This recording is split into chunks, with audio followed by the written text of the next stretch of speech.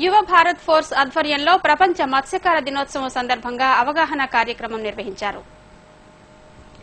యువ భారత్ ఫోర్స్ ఆధ్వర్యంలో ముస్లిం యువకులు సేవా కార్యక్రమాల్లో బిజీగా గడుపుతున్నారు. స్వచ్ఛ భారత్ కార్యక్రమంలో భాగంగా పిల్లలకు సబ్బులు పంపిణీ చేసిన ఈ సంస్థ ప్రపంచ మత్స్యకార దినోత్సవం సందర్భంగా నిరక్షరాస్యులైన మత్స్యకారులు కొత్తగా అందుబాటులోకి వస్తున్న పరికరాల ఉపయోగం, వినియోగం, నిషేధించిన చేపల వివరాలు స్థానిక మత్స్యకారులకు వివరంగా తెలియజేశారు. ఈ కార్యక్రమం మహమ్మద్ సాదిక్ ఆధ్వర్యంలో నిర్వహించగా పలువురు ముస్లిం యువకులు పాల్గొని మత్స్యకారుల అనుమానాలను నివృత్తి చేశారు.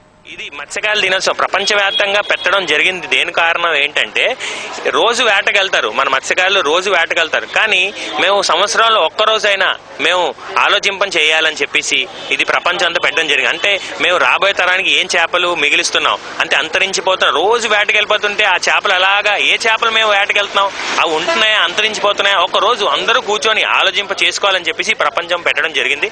ముఖ్యంగా విశాఖపట్నంలో ఇక్కడ మన జాలారిపేట ఈ మత్స్యకారుల సంఘంలో ఇది పెట్టడం ఏంటంటే అవగాహన దేని గురించి అంటే మేము ఇటీవల పేపర్లు కూడా చూడడం జరిగింది. చాలా వరకు చేపల్ని వాళ్ళు పట్టుకోవడం రావడం జరుగుతుంది. కానీ అది అంతరించిపోతున్న జాతుల్లో ప్రభుత్వం దాన్ని నిషేధించడం పెట్టడం జరిగింది.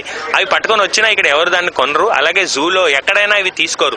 ఆ అవగాహన వీళ్ళకి తెలిస్తే వీళ్ళు ఎందుకు తీసుకొస్తారని చెప్పేసి వీళ్ళు చెప్పడం జరిగింది. అందుకోసమే దాన్ని ఫోటోలు ఏదైతే ఉన్నాయో అవి తీసి ఇక్కడ పెట్టడం జరిగింది. ఇవి చూసి రాబోయే నెక్స్ట్ టైం ఎప్పుడైనా వేటకి వెళ్ళినప్పుడు అవి దొరికినా వాళ్ళు సముద్రంలో వదిలేస్తారు. ఇక్కడ